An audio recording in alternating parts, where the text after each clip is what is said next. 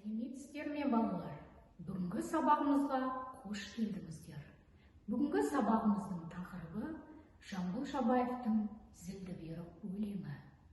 Оқу мақсатымыз әдеби шығармадағы тұлғалық болмысты гуманистік тұрғыдан талдау, көркем шығармалардағы кейіпкерлер бейнесін ашып, үзінділерді жатқа айту.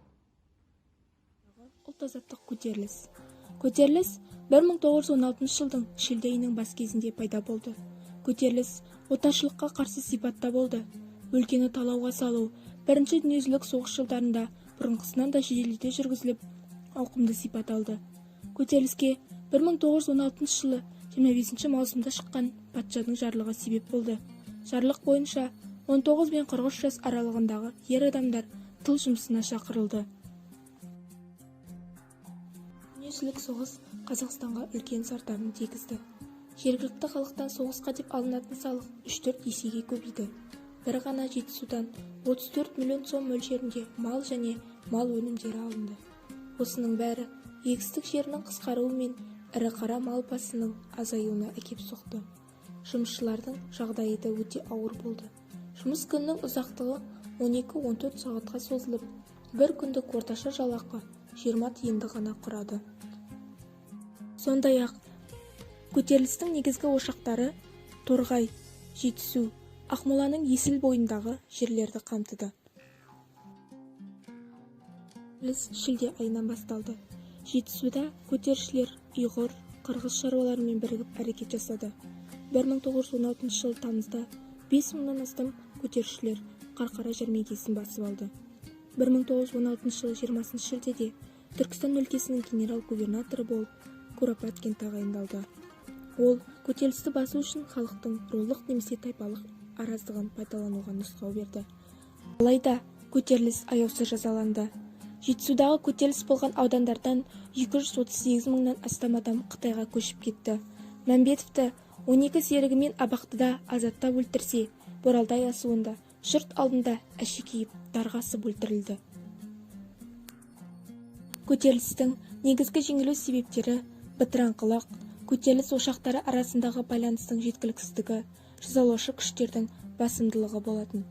Ал тарихи маңыздылықтарына тоқталатын болсақ, бұл көтеріліс таптық сана сезімді арттырды, жалпы ұлттық, жалпы халықтық сипатқа ие болды, тарихи тұлғалардың рөлі айқындалды.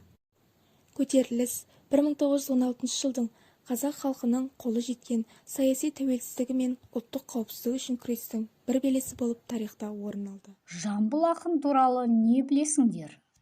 Зілді бұйрық өлеңінің туу тарихы қандай? Өлең неліктен зілді бұйрық деп аталады?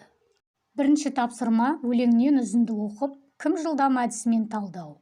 Берілген өлеңнен үзіндіні оқып, буын саны ұйқас түріне талдаймыз. Бағалау критерийі: өлеңнен үзінді оқиды, өлеңнің буын санын анықтайды, өлеңнен кідіріс ұйқас түрін табады. Дескриптор: өлеңнен үзінді оқиды, өлеңнің буын санын анықтай алады, өлеңнен кідіріс ұйқас түрін табады.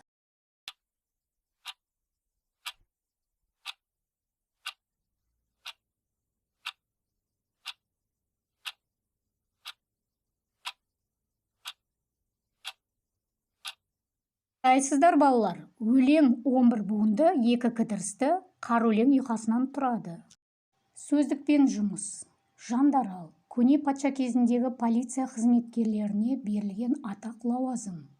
Пристав, көне орыс князьдықтары мен патшалық Ресейдегі жазаның орындалуын қадағалайтын полицейлік іздеу тергеу органы.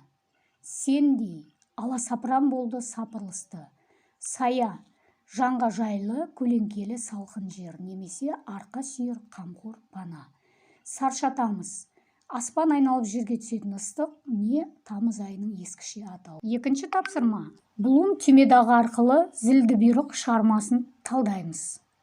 Сұрақтар түрі: қарапайым, нақтылайтын, түсіндірмелі, шығармашылық, бағалаушы, қолданбалы түрінде беріледі. Қарапайым сұрақ: Жамбыл ақын туралы не білесіздер? Не білдіңіздер? Нақтылайтын сұрақ: өлеңде суреттелген оқиғалар мен тарихта орын алған оқиғаларды салыстырыңыздар. түсіндірмелі сұрақ. Неліктен өлең зілді бұйрық деп аталады? Шығармашылық сұрақ. Қалай ойлайсыздар? Егер де сіз автор болсаңыз, шығарманы қалай аяқтар едіңіз? Бағалаушы сұрақ. Өлеңде суреттелген оқиғалар мен тарихта орын алған оқиғаларды салыстырып баға беріңіздер. Қолданбалы сұрақ. Шынайы өмірде осы оқиға қайталанса, қандай шара қолданар едіңіз? Бағалау критерийі. Өлеңде болған жайды анықтайды, өлең мазмұнына қатысты сұрақтарды талдайды, шығармашылық бағалау сұрақтарының сипатын теориялық және практика жүзінде байланыстырады. Дескриптор. Өлеңдегі негізгі ойды анықтайды, өлең мазмұнына қатысты сұрақтарды талдай алады, шығармашылық бағалау сұрақтарының сипатын теориялық және практика жүзінде байланыстырады.